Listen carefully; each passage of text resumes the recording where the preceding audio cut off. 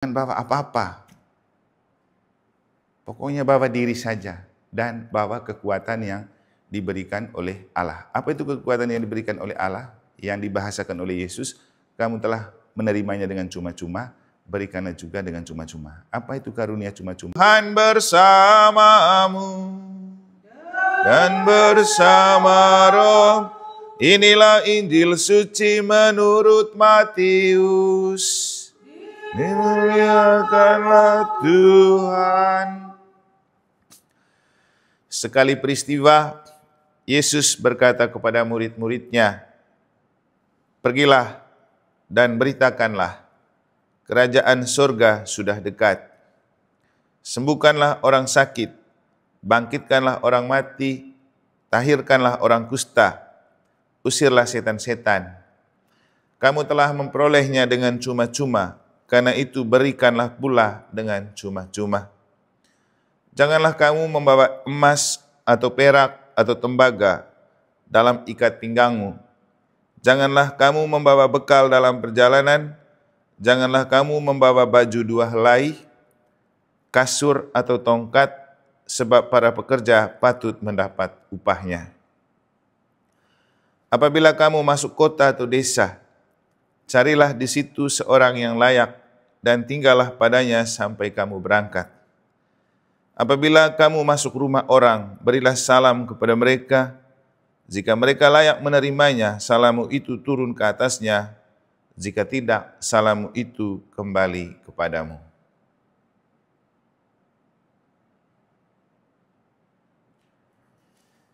Demikianlah sabda Tuhan.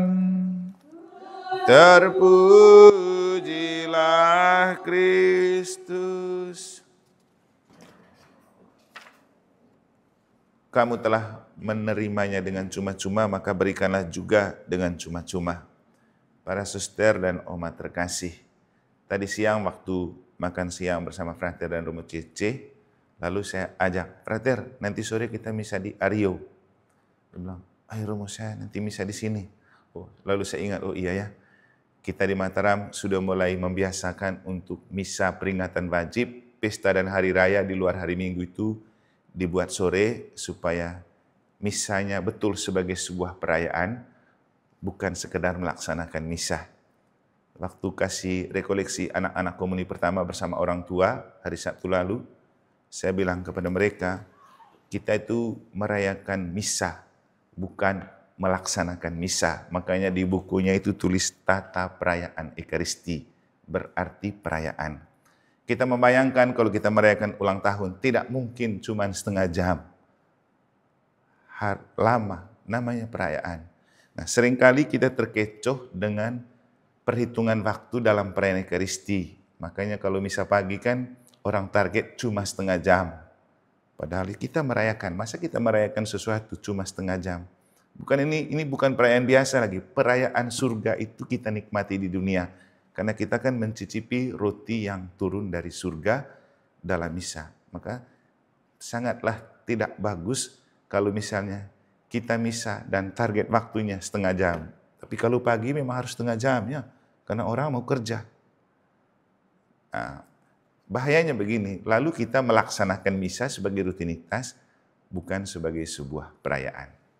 Jadi itulah kenapa kita di Mataram mulai dengan membiasakan orang misa sore biar tidak dikejar waktu ketika kita merayakan peringatan wajib, pesta, dan hari raya. Karena kalau di dalam liturgi kan tingkatannya peringatan wajib itu tidak mungkin kita tidak bercerita tentang orang kudus yang dirayakan. Kapan baru mereka tahu cerita tentang orang kudus kalau tidak pernah dirayakan bersama? Kemudian juga kalau tingkatnya pesta kan harus ada kemuliaan. Kalau hari raya kan menurut 5 perintah gereja dirayakan seperti hari Minggu. Jadi kalau misa pagi pasti susah kita merayakan. Yang ada kita melaksanakan. Para saudara terkasih, kemudian saya bilang begini, sudahlah frater misa di sini saja. Terus saya bilang gini, hari ini Rasul Rasul Barnabas. Ini juga di antara para Rasul ini, kayaknya Rasul Barnabas saja yang pakai peringatan wajibnya.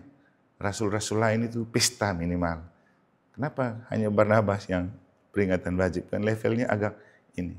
Nanti tanya seksi liturgi dan pakar liturgi. Tapi untuk kita begini, Barnabas itu menarik karena apa? Dia kan namanya diubah dari aslinya Yusuf, dirubah ke Barnabas yang berarti anak penghiburan. Dan memang ia selalu tampil sebagai seorang penghibur ketika dia datang ke Antioquia. Tadi kita dengar dalam bacaan pertama, begitu melihat umat dan jemaat di Antioquia, hatinya bersuka cita karena melihat kasih karunia Allah. Kita juga perlu mencari tahu sih, kasih karunia seperti apa sih yang dia temukan dalam diri jemaat di Antioquia sehingga dia itu bersuka cita. Tentu karena melihat semangat hidup beriman mereka. Saya rasa kita nih sebagai rohaniwan dan rohaniwati, kalau lihat umat hidup berimannya semangat, kita pasti bahagia kan? Tapi kalau loyo dan lesu, kita malas juga.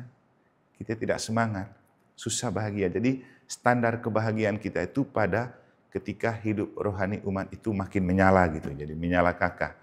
Makanya di Mataram selalu saya bilang, Bapak Ibu kita ini, ya, itu yang saya bilang waktu misa ulang tahun kali ya, kita ini tokoh beriman diutus untuk membangun iman. Maka standar kesuksesan kita para imam itu ketika iman umat makin tangguh dan hidup rohaninya makin mantap. Jangan kamu berpikir mengukur standar kesuksesan imam itu dari pembangunan fisik yang bisa dilakukan.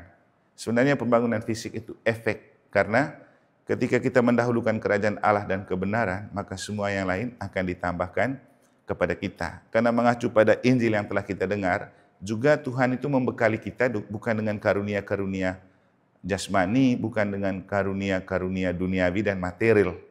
Bahkan Yesus bilang apa? Pergi, jangan bawa banyak baju, cukup 1, 2 juga tidak. Jangan ada isi lagi di dalam ikat pinggang, mungkin ikat pinggang dulu ada kantongnya ya, kalau sekarang kan tidak. Kemudian jangan bawa apa-apa. Pokoknya bawa diri saja dan bawa kekuatan yang diberikan oleh Allah. Apa itu kekuatan yang diberikan oleh Allah? Yang dibahasakan oleh Yesus, kamu telah menerimanya dengan cuma-cuma, berikanlah juga dengan cuma-cuma. Apa itu karunia cuma-cuma? Yaitu Roh Kudus. Nah sebenarnya kalau Barnabas itu merasa bersuka cita saat ia menjumpai umat di Antioquia, itu bukan karena sekedar kenyataan yang dia lihat bagus, tapi karena Roh Kudus sudah menjiwai dia. Kita kan baru merayakan Pentakosta, dan buah kedua dari Roh adalah sukacita. Nomor 1 kasih, nomor 2 sukacita. Sehingga kalau orang mau bersukacita dalam hidup, memang pilihannya harus membingkai dan menjiwai diri dengan Roh Allah. Kalau Roh Allah menjiwai kita, biar secara material kita terbatas, kita masih tetap bahagia. Tapi kalau Roh Allah tidak membingkai dan menjiwai diri kita, biar secara material kita penuh dan banyak, juga susah bahagia. Kan faktanya juga banyak orang yang kaya raya secara material dan finansial, susah juga bahagia. Karena apa? Mereka pikir bahagia itu tergantung pada kekuatan finansial dan kekuatan material. Padahal bahagia itu anugerah Roh Kudus. Jadi kita bersyukur karena kita itu diutus karena Roh Kudus ini. Kemarin suster-suster SSPS merayakan mereka punya pesta ya. Lalu waktu saya ketemu di sana, saya bilang, hebat kamu nih menghegemoni Roh Kudus. Kenapa Romo? Seolah-olah Roh Kudus itu punya kamu saja sampai kamu pesta juga tidak undang kami. Ini hanya guyon saja. Tapi yang saya maksudkan bahwa kita semua dipanggil dan diutus dengan kekuatan Roh Allah. Itulah kenapa Yesus bilang, kamu sudah menerima dengan cuma-cuma, berikanlah juga dengan cuma-cuma. Kembali ke cerita kami tadi makan siang. Lalu kemudian Frater bilang, iya Romo, hari ini Injilnya moto yang saya pilih. Karena waktu sharing panggilan kemarin, dia itu mensiringkan panggilan dan ternyata dia sudah punya moto perjalanan panggilan. Kata-kata ini, kamu telah menerima dengan cuma-cuma, maka beri juga dengan cuma-cuma. Itu yang menjadi spirit untuk dia dalam tahun pastoral. Lalu saya bilang, hebat kamu Frater, masih praktek, dia sudah punya moto. Saya bilang, pakai saja ini untuk moto tabisan. Atau memang sudah dipersiapkan untuk moto tabisan ini? Dia tertawa. Nah, waktu dia sharing di depan umat, kan saya bilang, umat lihat, Frater sudah punya moto tabisan, tinggal kita berdoa supaya dia bisa jadi imam. Itu yang jauh lebih penting. Nah setelah kita makan, saya keluar kamar, ketemu dengan anak-anak mesdinar yang baru latihan mesdinar. Untuk mesdinar hari Sabtu kan ada perayaan pembukaan Fortasan tadi, Mataram. Saya lihat kan sudah jam makan dan mereka ada yang baru pulang dari sekolah. Lalu saya tanya, kamu sudah makan? Mereka dengan malu-malu jawab, hehehe. Saya bilang, ini pasti belum makan kamu. Ya Romo, ada yang sudah, ada yang belum. Saya bilang, pesan sudah. Enggak usah, kami hanya guyon. Tidak, kamu pesan coba. Berapa kali mereka tanya. Padahal yang saya ingat begini, saya baru diingatkan oleh frater dari dalam, apa yang kamu sudah terima dengan cuma-cuma, berikanlah juga dengan cuma-cuma. Kebetulan sudah ada rezeki yang diterima dengan cuma-cuma, tadi malam kasih firman di PDKK, sudah ada modal. Saya bilang, pergi sudah, kamu pesan beli.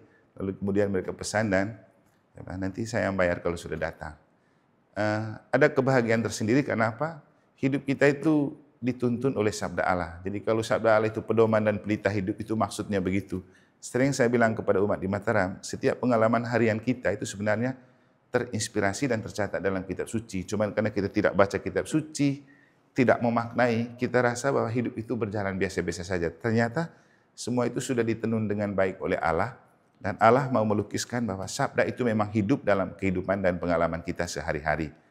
Jadi para saudara yang terkasih, apa yang membuat Bartolomeus bersuka cita? Itu karena Roh Kudus membingkai dan menjiwai dia. Kalau ada Roh Kudus di dalam diri kita, kita pasti selalu bahagia dan bisa membahagiakan orang lain. Dan yang paling penting juga dari anugerah Roh Kudus adalah buah ketaatan dan kesetiaan.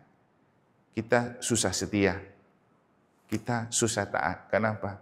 Kita terlalu mengandalkan kemampuan manusiawi kita yang secara alamiah kita itu seperti kata Friedrich William Nietzsche, punya will to power. Will to power itu artinya kehendak untuk berkuasa. Kita itu maunya ikut maunya kita, maunya ikut kehendaknya kita, sampai kita rampas Tuhan punya kehendak. Nah, itu sangat kuat melekat dalam diri kita.